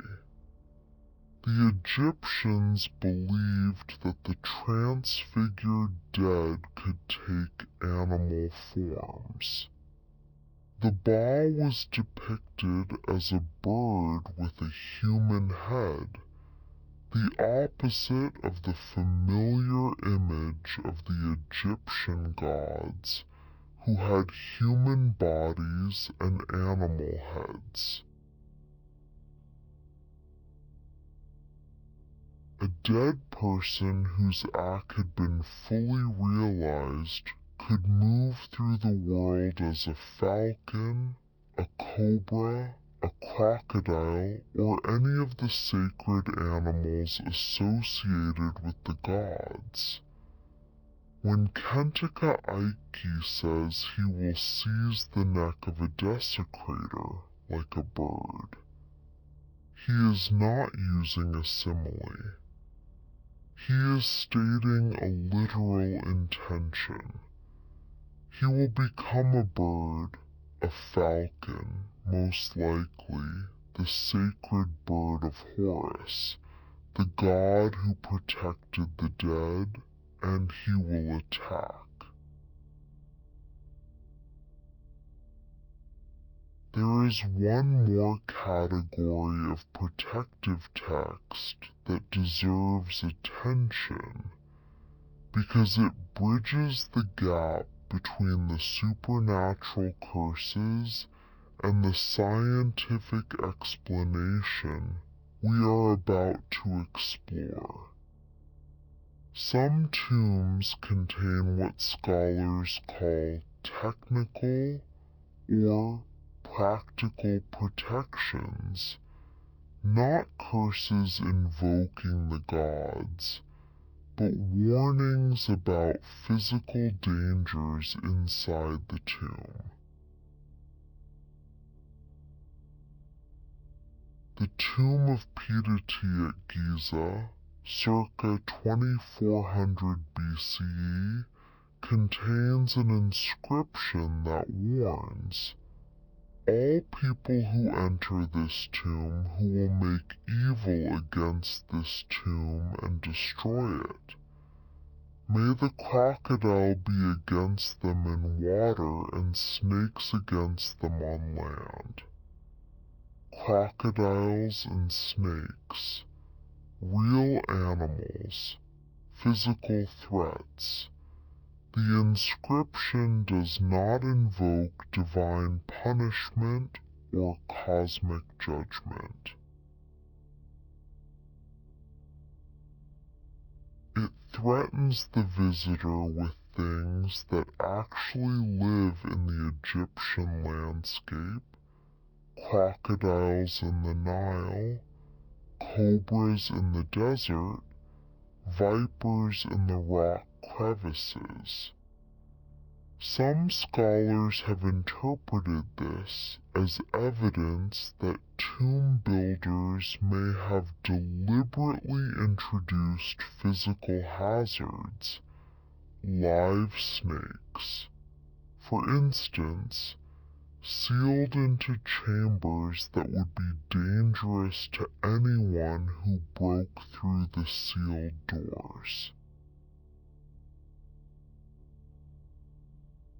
There is no direct evidence that the Egyptians deliberately booby-trapped their tombs with living animals, but the inscriptions suggest that the concept was not foreign to them, that the idea of a tomb containing a physical threat, something that would harm any intruder through natural rather than supernatural means, was part of the Egyptian understanding of tomb protection.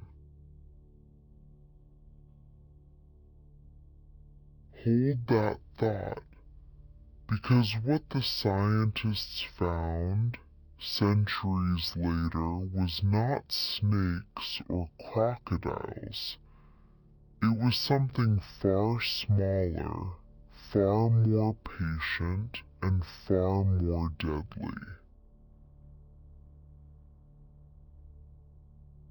There is also the matter of the priests. The Egyptian priesthood was not a collection of mystics in white robes chanting hymns to the sunrise.